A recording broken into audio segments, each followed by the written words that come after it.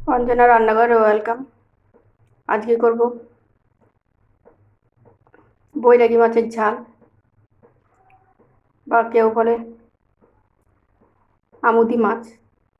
চলো কিরম করে ঝালটা বানাই তোমাদের সঙ্গে শেয়ার করি। ভালো যদি লাগে লাইক করো, সাবস্ক্রাইব করো, ফলো করো।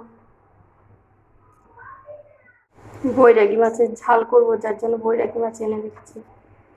বেশি বড় না খুব একটা, কেউ বৈরাগী কেউ আমুদি বলে। চলো মাছগুলো কেটে নিয়ে আসি। আমরা ঝালটার জন্য নিয়ে নিয়েছি একটা গোটা টমেটো,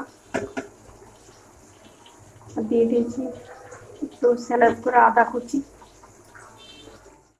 আমরা কড়াইতে তেল দিয়ে দিচ্ছি, আর এই লম্বা লম্বা করে বেগুন কেটে দিচ্ছি। বেগুনটা ভেজে নেব।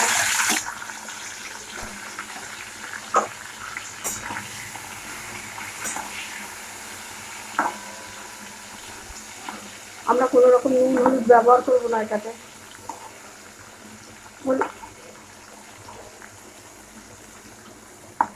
আর বেগুনগুলো তাহলে গলে যাবে।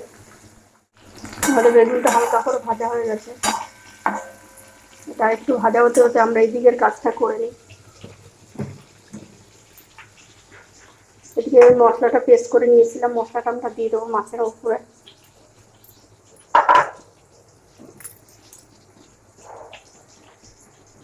এবার দিয়ে দেবো 1/2 চামচ জিরার গুঁড়ো, 1/2 চামচ কাশ্মীরি লঙ্কার গুঁড়ো,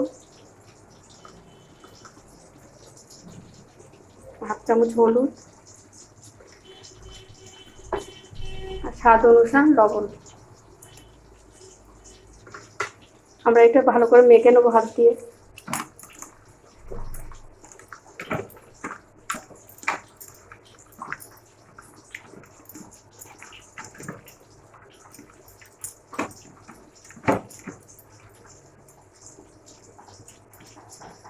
আমরা 5 মিনিটের মতো রেখে দেবো।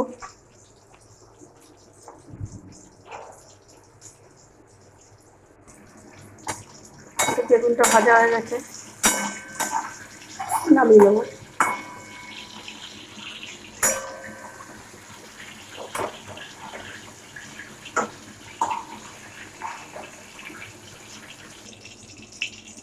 দিয়ে দেবো অল্প একটু কালো জিরা।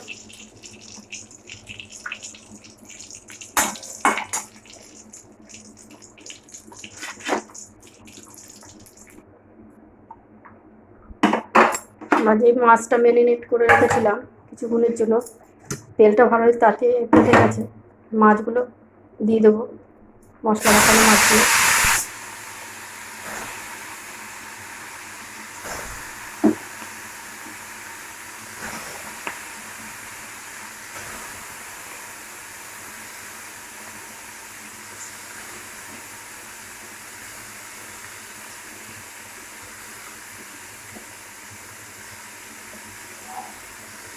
ভালো করে সাজিয়ে দিতে হবে, না ভেঙে যাবে। তারপর উপর দিয়ে মশলাটা আছে, মশলাটা আমরা দিয়ে দেবো।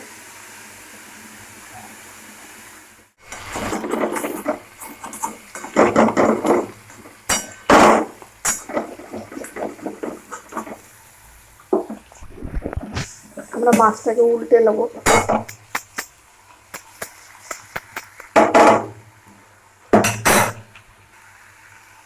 আমরা উল্টে নিয়েছি।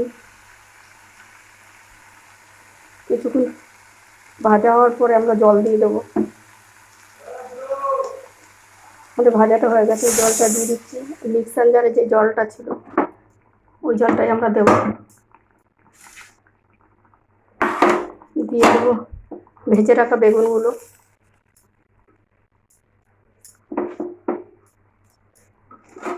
আর দিয়ে দেবো 4-5টা কাঁচা লঙ্কা।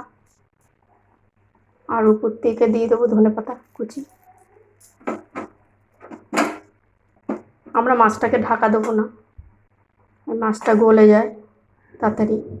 অল্প জল দিয়েছি, আর জল দেবো না আমরা। আমাদের ঝালটা হয়ে গেছে, বেশি জল কমাবো না। গ্যাসটা নিভিয়ে দেবো।